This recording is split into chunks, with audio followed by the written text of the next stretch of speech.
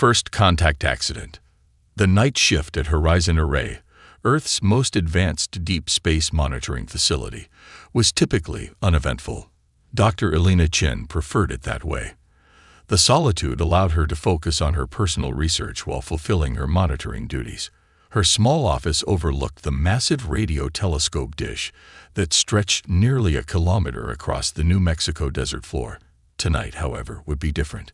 The first anomaly appeared at 2:17 am. Elena's console pinged with an alert she'd never heard before. The screen displayed a waveform pattern so complex that the computer initially classified it as a system error. "That's not an error," Elena muttered, her fingers flying across the keyboard to refine the analysis parameters. The pattern repeated with perfect precision every 43.2 seconds. Too perfect for natural phenomena. By morning, Elena hadn't left her station. When Dr. Marcus Wright, the facility director, arrived, she was surrounded by printouts, 3 empty coffee cups, and a half-eaten protein bar. "You look like you've seen a ghost," Wright said, leaning against her doorframe. Elena swept her long black hair back into a messy ponytail. "Better. I found a signal. And it's definitely not natural." Wright's skepticism was visible. "Another false positive. Remember the pulsar incident last year? This is different." Elena projected the signal onto the main display. "Look at the embedded mathematical sequences. Prime numbers, then what appears to be geometric proofs, followed by something resembling quantum equations. This is communication, Marcus. Deliberate and directed." Wright studied the patterns, his scientific curiosity overcoming his initial dismissal. "Direction of origin. That's the strangest part. It's not aimed at us." Elena pulled up a star chart. "Based on trajectory analysis, it's passing through our system, but aimed at coordinates approximately 17 light-years beyond us." "A message not meant for us," Wright whispered. Within 48 hours, Horizon Array was swarming with government officials, military personnel, and specialists from every scientific discipline. The signal had been classified top secret, but rumors spread rapidly through the scientific community. In the main conference room, Elena presented her findings to the hastily assembled International Space Communications Council.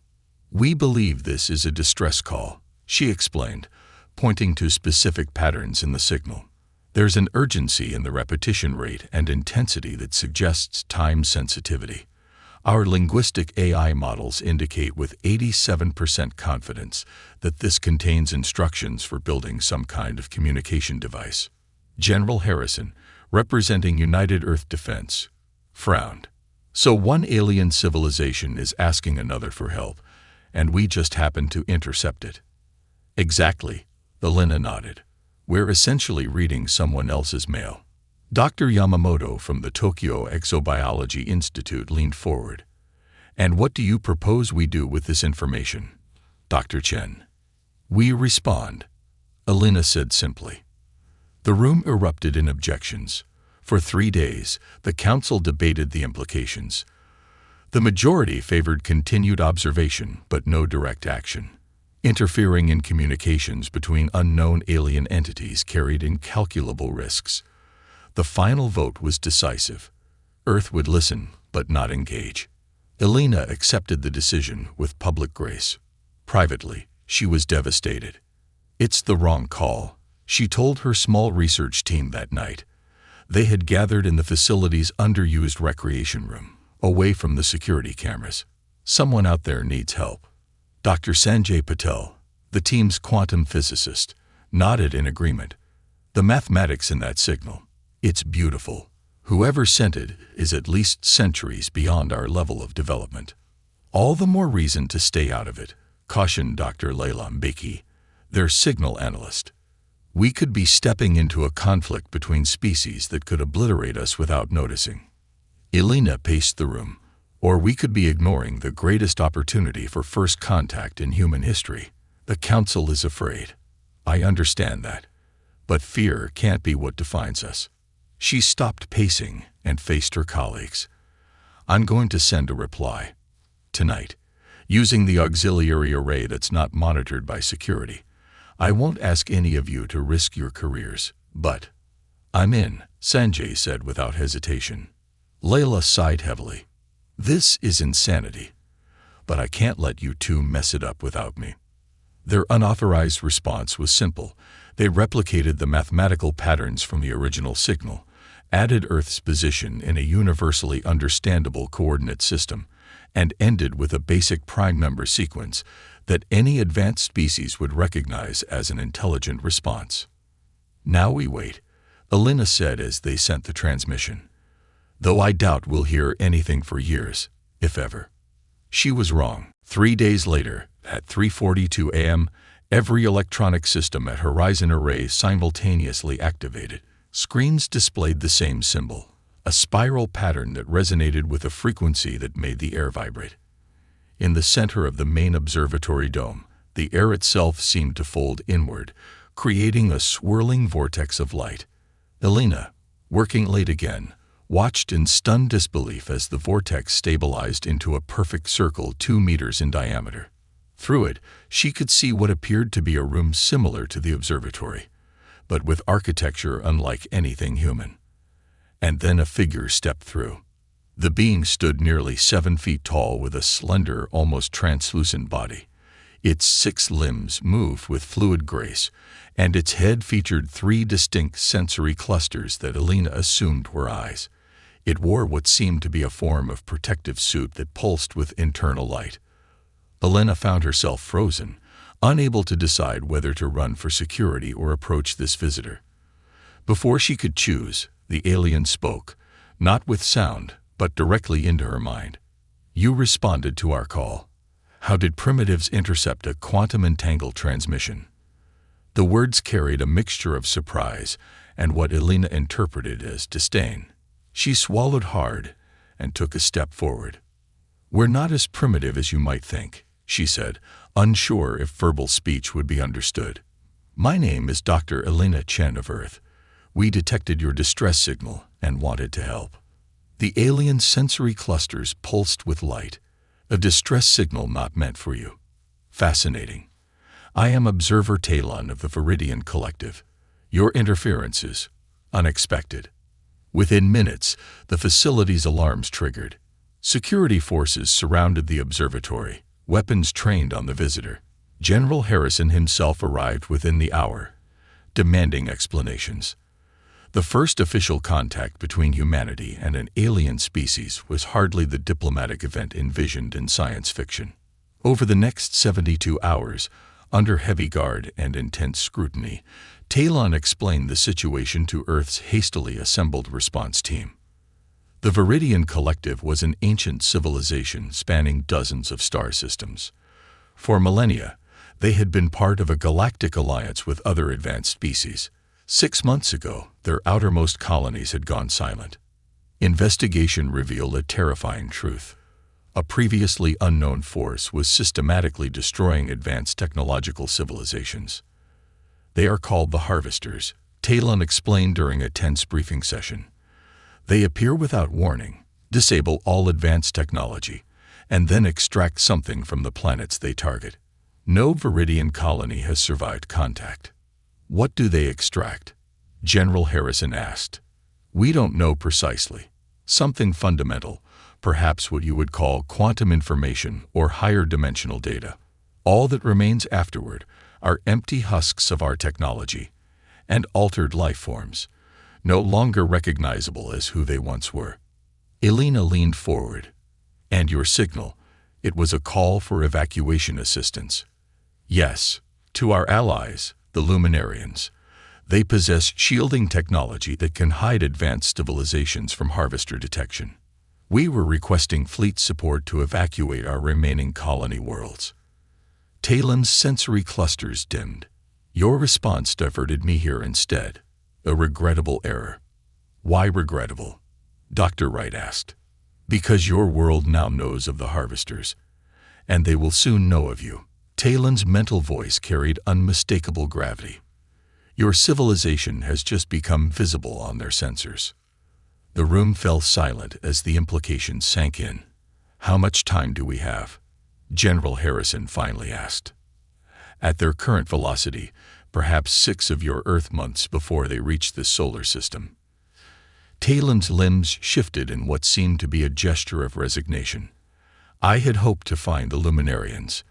Instead, I find a pre-spacefaring species that cannot possibly defend itself. Elena stood up. Don't be so quick to dismiss us, Observer Talon. We may not have quantum entanglement communication or interstellar travel, but humanity has something your species might lack. And what could that possibly be? Talon's mental voice carried clear skepticism. Ingenuity born from scarcity, Elena replied. We've spent our entire existence making do with limited resources, finding solutions where none seemed possible. Perhaps seeing the problem through different eyes is exactly what's needed. Talon studied her for a long moment. Your confidence is misplaced, Dr. Chen, but perhaps admirable. The Harvesters have destroyed civilizations far more advanced than yours. Then they've never encountered humans before, Elena said. And that might be their biggest mistake. As she spoke, alerts began flashing on the monitoring screens. New signals were being detected, massive energy signatures at the edge of the solar system. The Harvesters had already altered course. They were coming for Earth. Humanity's unexpected solution. News of the approaching Harvesters spread through government channels like wildfire. Within weeks, an unprecedented global coalition formed. Nations that had been enemies for generations now united against an existential threat. Project Sentinel was established with a single mission: find a way to defend Earth before the Harvesters arrived. Elena found herself at the center of it all, working alongside Talon in a hastily constructed facility beneath the Rocky Mountains. Scientists, engineers, and military personnel from every corner of the world labored around the clock, trying to understand the enemy they faced. This is useless, Talon said after watching the humans test another prototype defense system. Your technology is hundreds of years too primitive. The Harvesters will disable anything with advanced electronics instantly. Elena wiped sweat from her brow, exhaustion evident after her 4th consecutive day without proper sleep. Then we need to think differently. Tell me again exactly how the Harvesters operate. Talon projected a holographic image from a device on its wrist. They emit what we call a null field. It selectively targets artificial quantum coherence, essentially any technology that manipulates subatomic particles in organized patterns. Everything from our power systems to our weapons simply stops. Sanjay, who had been quietly observing, suddenly straightened. Wait, selectively targets advanced technology. What about simpler systems? They ignore primitive technology, Talon replied dismissively. It poses no threat to them. Elena and Sanjay exchanged a look. Define primitive, Elena pressed. Mechanical systems, chemical reactions, basic electronics without quantum state processors. Talon's mental voice carried what seemed like confusion at their interest. The Harvesters evolved specifically to counter civilizations that have mastered quantum manipulation. They have no defensive protocols for lesser technologies because such technologies cannot harm them. Elena smiled for the first time in days. Talon, that might be exactly what we needed to hear. Over the next months, Project Sentinel underwent a radical transformation. Instead of attempting to match the Harvesters' advanced technology, they embraced what Talon considered primitive. The approach was dubbed Retrograde Defense Initiative. In factories worldwide, production shifted to vacuum tube electronics, mechanical computing systems, and chemically propelled weapons. Engineers who had spent careers developing quantum computers now found themselves redesigning World War I-era technology with modern materials. This is madness, General Harrison complained during an inspection of a facility producing vacuum tube communication equipment. We're going backwards. No, Elena corrected him. We're adapting. The Harvesters expect quantum computing, AI defense systems, energy weapons. They won't be prepared for analog solutions. Talon remained skeptical, but continued sharing knowledge about the Harvesters' capabilities. The alien observer had transmitted Earth's coordinates to the remaining Viridian colonies, warning them to stay away. This was now, in Talon's view, a doomed world. As the months passed, the first Harvester scout ships were detected entering the outer solar system. They bypassed Jupiter and Saturn without pause, clearly aware of their target. Earth had 5 weeks remaining. In a secure bunker beneath Geneva, world leaders gathered for what might be humanity's final strategic council. Alina presented the culmination of Project Sentinel's work. The Harvesters expect to encounter a civilization dependent on advanced technology, she explained, displaying schematics on the screens around the room. Their first attack will be a null field designed to disable our defenses. When that happens, we let them think they've succeeded. A ruse? The Chinese premier asked. Exactly. Our apparent vulnerability is our greatest strength. They'll detect our current technological infrastructure collapsing and assume we're defenseless. That's when we activate the retrograde systems. The plan was audacious. Around the world, militaries had secretly deployed mechanical computers controlling ballistic missile systems with non-electronic firing mechanisms. Power grids were equipped with instant switchover capabilities to steam and hydroelectric generators that used no quantum-based controls. Communication networks could revert to simpler radio technology that the Harvesters would likely ignore. And if they simply decide to destroy our cities from orbit? The Russian president asked. Elena nodded to Sanjay, who stepped forward. That's where Observer Talon's knowledge has been invaluable. The Harvesters don't destroy. They harvest. They need to physically land and extract what they're seeking. Our plan exploits that necessity.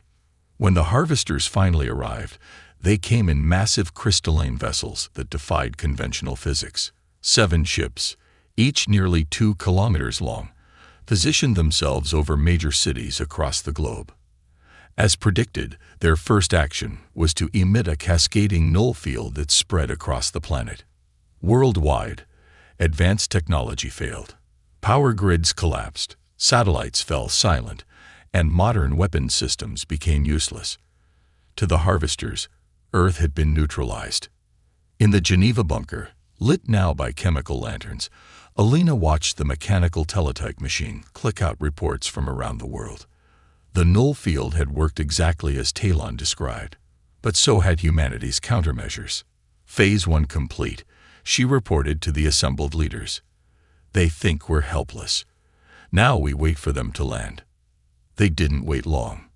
Within hours, smaller vessels detached from the main Harvester ships and descended toward major population centers. Their crystalline structures glinted in the sunlight as they landed in city centers, deploying what appeared to be collection apparatus. Phase 2, Alina ordered through the vacuum tube communication system. Across the globe, humanity responded with technologies the Harvesters had dismissed as irrelevant. Artillery pieces with mechanical firing mechanisms launched chemically propelled shells. Retrofitted aircraft with piston engines dropped specially designed munitions. None of these weapons utilized the quantum technology the Harvesters were designed to counter. The first signs of success came from Beijing, where artillery shells shattered the crystalline structure of a Harvester landing craft. Similar reports followed from other cities. The Harvesters, for perhaps the first time in their existence, faced resistance they hadn't anticipated. In Geneva, Elena watched the mechanical displays tracking the battle. They're adapting, she warned as reports indicated the Harvesters were deploying new defensive measures, but they're having to create new protocols. They've never encountered this situation before. Talon, who had remained with Elena throughout, showed the first signs of what might have been hope. The Viridians tried to fight with our most advanced weapons. We never considered regression as a strategy. The battle raged for 3 days. Humanity suffered terrible losses. Millions dead, cities in ruins, but they fought with everything they had, from simple firearms to steam-powered attack vehicles specifically built for this moment. The Harvesters, designed to counter vastly more advanced civilizations, struggled to adapt to threats their evolutionary programming had never considered relevant. The turning point came on the 4th day. Sanjay had been working with a team to analyze debris from a destroyed Harvester craft. They discovered that the crystalline structure was surprisingly vulnerable to specific sound frequencies, physical vibrations that disrupted their molecular cohesion. "It makes sense," Sanjay explained excitedly over the radio. "They've evolved defenses against energy weapons and quantum attacks, but not against something as basic as sympathetic vibration." Within hours, humanity deployed perhaps the strangest weapons in its history: massive mechanical sound projectors, essentially giant tuning forks powered by steam engines. The effect was immediate and devastating. Harvester vessels began to fracture and collapse under their own weight.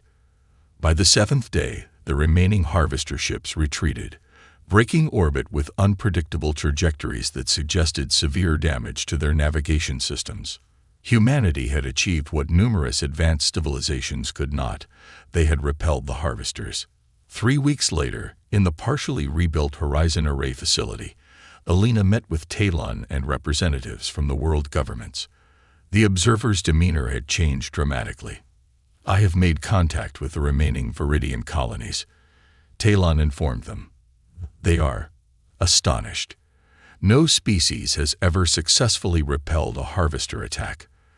The fact that you did so with technology we would consider obsolete is causing significant reassessment of our defensive strategies." "Will they return?"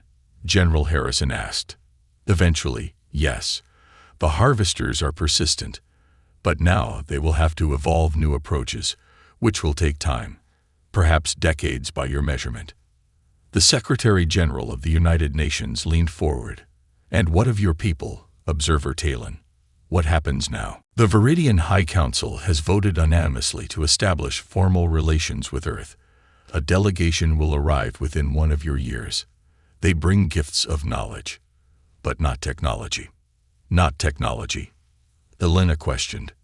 Talon's sensory clusters pulsed with what she had come to recognize as amusement. "Your technological path is unique, Dr. Chen. We believe forcing Viridian technology upon you would be a disservice. You have demonstrated an approach to problem-solving that our civilization had forgotten. The value of simplicity, of multiple redundant systems, of thinking beyond established paradigms." Talon moved to the window, gazing at the New Mexico desert stretching to the horizon. The harvesters evolved to counter species that develop along predictable technological paths. Humanity did not follow that pattern. You skipped steps, combined approaches, maintained older systems alongside newer ones. Your technological evolution has been chaotic, and that chaos saved you. Elena joined the alien at the window. "So what happens now?" "Now," Talon replied, "humanity joins the galactic community not as a junior species to be protected, but as equals with unique insights to contribute. The Luminarians, the Viridians, and others will come not just to teach but to learn." General Harrison laughed softly. "All because Dr. Chen here couldn't follow orders and stay out of alien business. I prefer to think of it as humanity answering a call for help," Elena said, "even when that call wasn't meant for us." As night fell over the desert, new signals began arriving from deep space, messages of introduction and greeting from a dozen alien civilizations. Humanity had not only survived, they had announced their presence to the galaxy in the most dramatic way possible. They were not supposed to survive the harvester attack, but humans had changed everything. The signal hadn't been meant for them. They answered anyway. And in doing so, they changed the course of galactic history. The discovery of betrayal Captain Maria Santos stood on the bridge of the Earth defense ship Retribution, watching the stars blur past through the main viewport. Her weathered hands gripped the rail as she studied the navigation display. 3 days had passed since the last communication from Vidania Prime, homeworld of the Lyrian. The gentle plant-based beings had never missed their weekly agricultural reports in 15 years of friendship with Earth. Commander David Chen approached from the communications station, his expression grim. Still nothing from the outer monitoring. "Posts near Lyrian space," he reported quietly. It's like someone drew a curtain of silence across that entire sector. Maria nodded, her jaw tightening. The Lyrians were more than just trading partners to humanity. They had saved Earth from famine during the great crop failures of 2387, when human scientists couldn't figure out how to grow food in the harsh conditions of Mars and Europa. The Lyrians had freely shared their bioenhancement technology. Millions of human lives existed because of Lyrian generosity. Dr. Elena Vasquez joined them from the science bay, carrying a datapad filled with concerning readings. "I've been analyzing the energy signatures we detected 3 weeks ago," she said, pulling up holographic displays in the air between them. There were massive weapons discharges in the Lyrian system. The patterns suggest coordinated bombardment from multiple fleets. The bridge fell silent except for the steady hum of the ship's engines. Maria closed her eyes briefly, hoping against hope that there was some other explanation. The Lyrians were pacifists by nature. Their entire civilization was built around growth, nurturing, and harmony with their environment. They had never developed weapons more advanced than farming tools. Lieutenant James Parker called out from the sensor station. "Captain, we're dropping out of hyperspace in 30 seconds. All systems are green and ready for whatever we might find." Maria straightened her uniform and took her position in the command chair. "All hands, this is the captain. We don't know what we're going to discover when we arrive at Verdenia Prime. Stay alert, stay professional, and remember that we may be the only witnesses to whatever happened to our friends." The ship shuddered as it transitioned back into normal space. The main screen flickered to life, showing the Lyrian home system. What they saw made everyone on the bridge gasp in horror. Verdania Prime, which should have been a brilliant green jewel surrounded by orbital gardens, was now a brown and lifeless rock. No city lights dotted its surface. No ships moved between its moons. The beautiful crystal structures that the Lyrians grew instead of building were gone. "Take us into orbit," Maria ordered, her voice barely above a whisper. "Full sensor sweep. I want to know exactly what happened here." As they approached the planet, the scope of the destruction became clear. Elena's instruments detected massive impact craters where the great forest cities had once stood. The atmospheric readings showed toxic clouds where there should have been clean air. Most horrifying of all, the bioscanners detected no large life forms anywhere on the planet's surface. Commander Chen's hands shook as he reviewed the tactical data. "Captain, I'm reading debris fields in high orbit. Ship fragments, but not Lyrian. Designs, these are military vessels from an unknown species. Heavy armor, multiple weapon systems, built for war." Dr. Vasquez was running deep scans of the planet's surface when she made a discovery that filled her with rage. "Maria, you need to see this. I'm detecting structured patterns in the destruction. This wasn't random bombardment. Someone systematically targeted every Lyrian settlement, every agricultural center, every place where the people might have taken shelter." Maria stood and walked to the main display, studying the evidence of calculated genocide. The attack patterns showed patience and planning. The enemy had taken time to hunt down every living Lyrian on the planet. This was not conquest or resource extraction. This was complete extermination. "Life pod detected," Lieutenant Parker announced suddenly. "Small craft, Lyrian design, drifting near the fourth moon. Faint life signs aboard." "Bring us alongside," Maria ordered immediately. "Prepare the medical bay for Lyrian physiology. Dr. Vasquez, grab your biosupport equipment."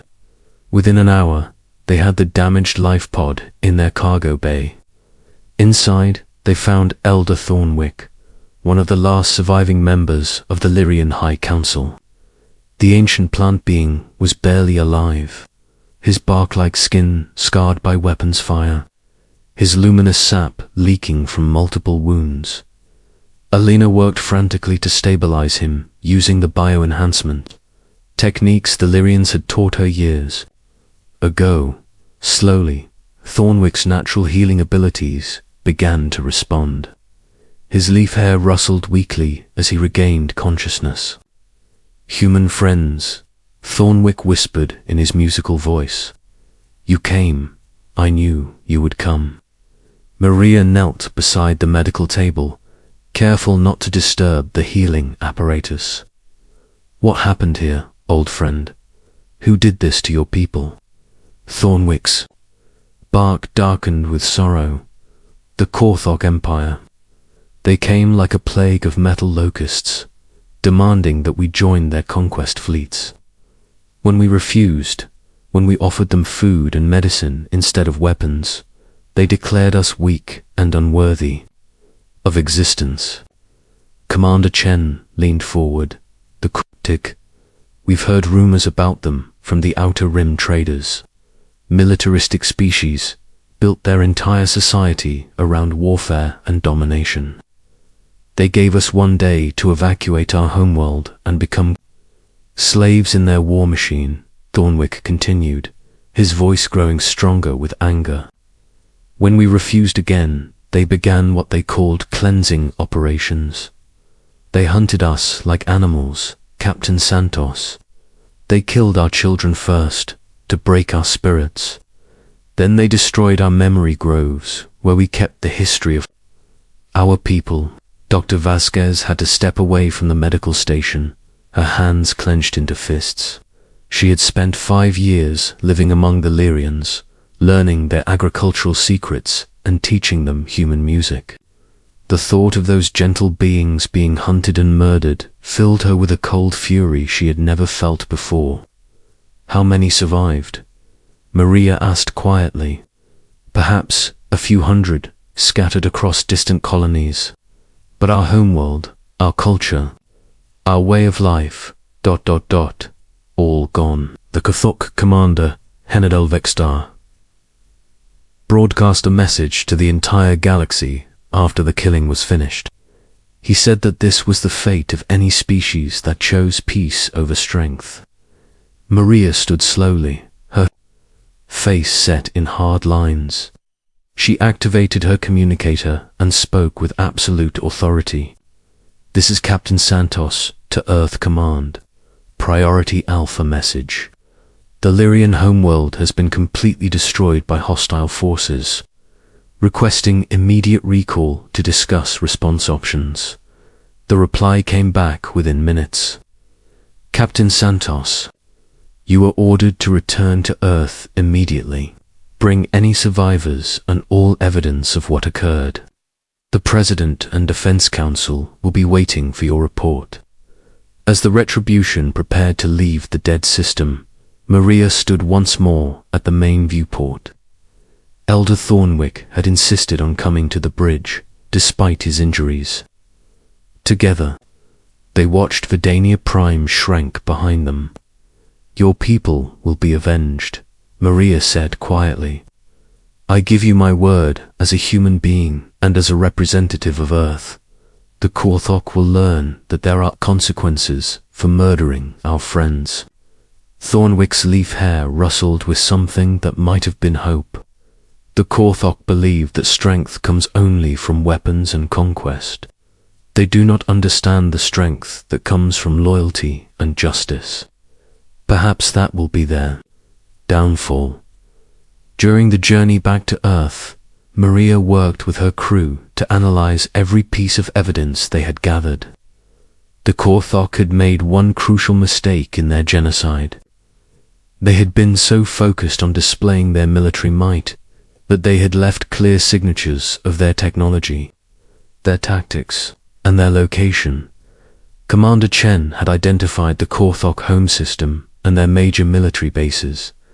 Dr. Vasquez had studied their weapons, signatures, and armor specifications. Lieutenant Parker had intercepted communications that revealed the structure of their command hierarchy. But most importantly, Elder Thornwick had provided information about the Korthok psychology and culture. They were a species driven by pride and the need to prove their superiority over others. They conquered not just for resources, but for the satisfaction of dominating those they considered weak. As Earth came into view, Maria felt a cold certainty settle in her chest. The Korthok Empire was about to learn the most important lesson in galactic politics. Never, ever harm humanity's friends. They thought they had won a great victory by destroying the peaceful Lyrian.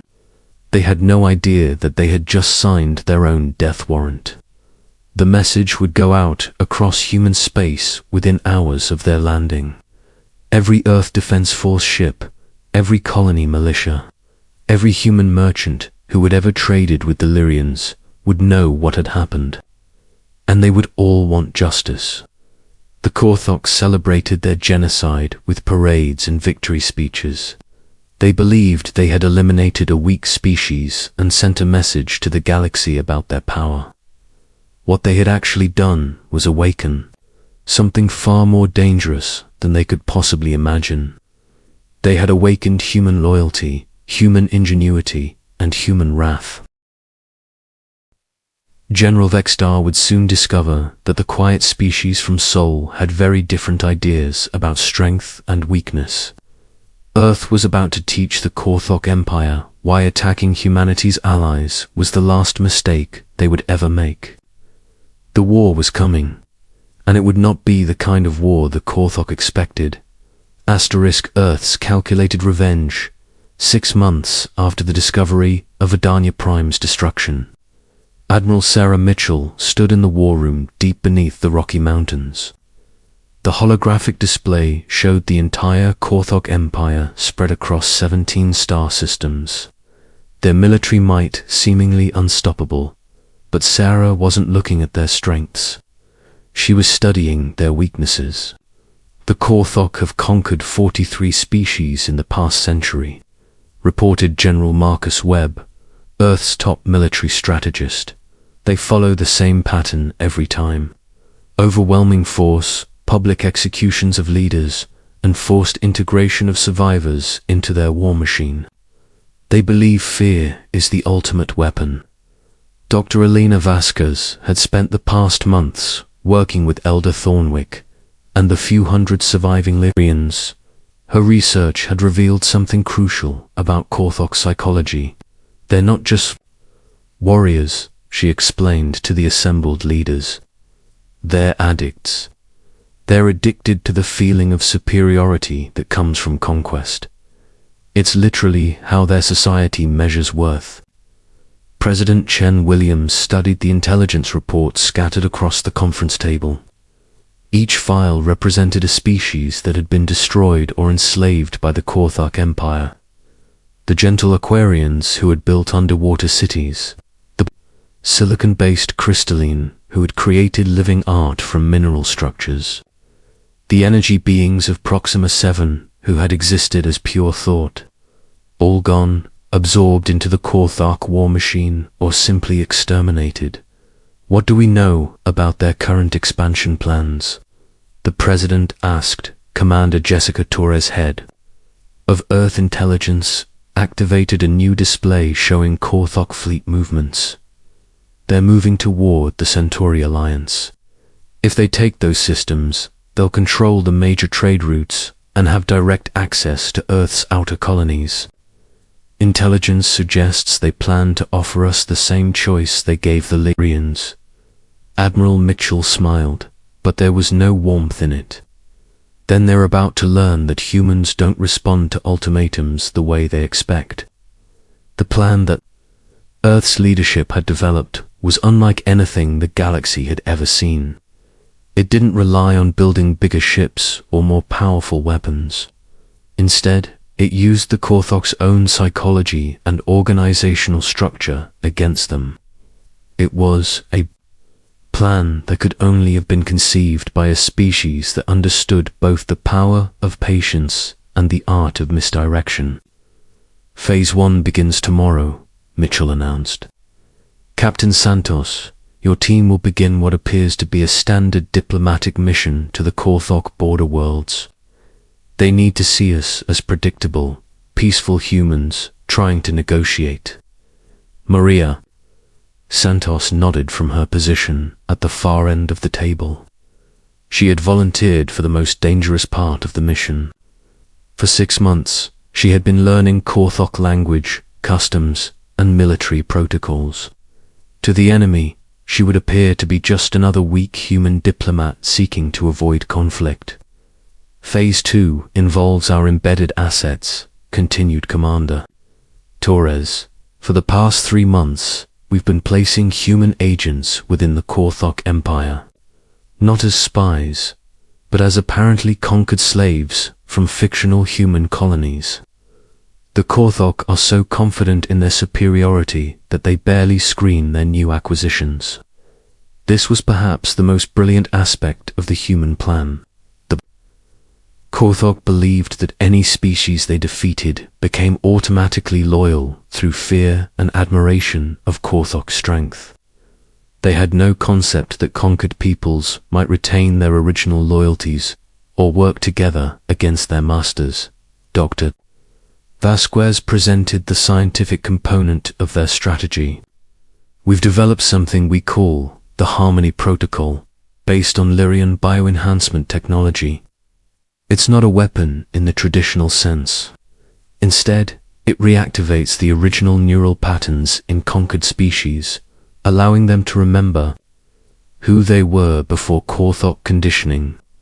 The protocol was designed to be introduced into Korthok food and water systems through the seemingly loyal slaves working in their infrastructure. Once activated, every conquered being in the Korthok Empire would simultaneously remember their original identity and their desire for freedom. Asterisk, the beauty of this approach, General Webb explained, is that the Korthok have built their entire empire on the labor of conquered species. When those species remember who they really are, the empire will collapse from within. But the most crucial element of the plan was psychological. Lieutenant Colonel David Park, Earth's specialist in alien psychology, had studied Korthok behavior patterns for months. The Korthok define themselves by their ability to dominate others. If we can make them feel truly helpless, if we can reverse their sense of superiority, their entire society will experience what humans would call a nervous breakdown. President Williams looked around the room at the assembled leaders of humanities. Response: this isn't just about revenge for the Lyrians, though they deserve justice. This is about sending a message to every aggressive species in the galaxy. Earth protects its friends, and there are consequences for those who harm innocent people. 2 weeks later, Captain Santos stood on the bridge of a small diplomatic vessel as it approached the Korthok border station domination's edge. The station was a massive military installation designed to intimidate visitors with its weapon arrays and aggressive architecture. Everything about it screamed Korthok's superiority and the futility of resistance. General Vextar himself came aboard to receive Earth's diplomatic overture. The Korthok commander was exactly what Maria had expected. Tall, heavily armored, with the ritual scars that marked his victories over conquered species. His eyes held the cold confidence of someone who had never experienced real defeat. So the humans finally come to negotiate, Vextar said in heavily accented English. Your friends, the plant people, learned too late that peace is weakness. Perhaps you are smarter. Maria bowed respectfully, playing her role perfectly. Shineo Vextar Earth wishes to avoid the fate of the Lyrians. We propose a tribute system, regular shipments of resources and technology in exchange for our independence. Vexter laughed, a harsh sound that echoed through the station's corridors. Tribute. You misunderstand, human. There is no independence for the weak. You will join our empire, or you will be exterminated, like your pathetic plant friends. Surely there must be some arrangement. Maria persisted, allowing desperation to enter her voice. Earth has much to offer. Our industrial capacity, our scientific knowledge, our strategic location near the galactic core. Your strategic location is precisely why you cannot be permitted to remain independent, Vexter replied. But you show proper respect for Korthok's strength. Therefore, I will be generous. Surrender your homeworld and your 10 largest colonies. The remaining human settlements may continue to exist as Korthok territory. Maria pretended to consider this offer while secretly recording everything for later broadcast across human space. I need time to consult with my government. Such a decision cannot be made quickly. You have 1 solar rotation, Vextar declared. Return with your answer, or we will begin pacification operations in your territory. As Maria's diplomatic ship departed the station, she activated a coded transmission that reached every human agent embedded within the Korthok Empire. The signal was simple. The harvest begins. Across 17 star systems, humans who had spent months pretending to be broken slaves began the most coordinated rebellion in galactic history. But this wasn't a violent uprising. Instead, it was something far more devastating to the Korthok psyche. Agent Michael Chen, working as a maintenance slave on the Korthok military shipyard at Conquest Prime, introduced the Harmony Protocol into the station's water reclamation system. Within hours, every conquered being on the station began to remember their original identity. The effect was immediate and catastrophic for Korthok operations. The gentle Aquarians, who had been forced to maintain the station's underwater sections, suddenly refused to work. The silicon-based beings who had been enslaved to process raw materials for ship construction remembered their artistic nature and began creating beautiful but useless sculptures instead of weapons components. Most devastating of all, the energy. Beings who had been forced to power Korthok communication networks began broadcasting the locations and weaknesses of every Korthok military installation to resistance groups across the galaxy. General Vextar, isolated on his command station with only a handful of loyal troops, sent one final transmission to Admiral Mitchell. How? He asked simply. How did a species we never fought, never threatened, destroy us so completely? Mitchell's The response was broadcast across the entire galaxy, ensuring that every aggressive species would hear and understand. You destroyed our friends, General. In human culture, that makes you our enemy. We spent 6 months learning everything about you, understanding your weaknesses, and preparing a response that would ensure justice for the Lyrians. You thought conquest made you strong. We showed you that loyalty and intelligence are stronger than fear and violence.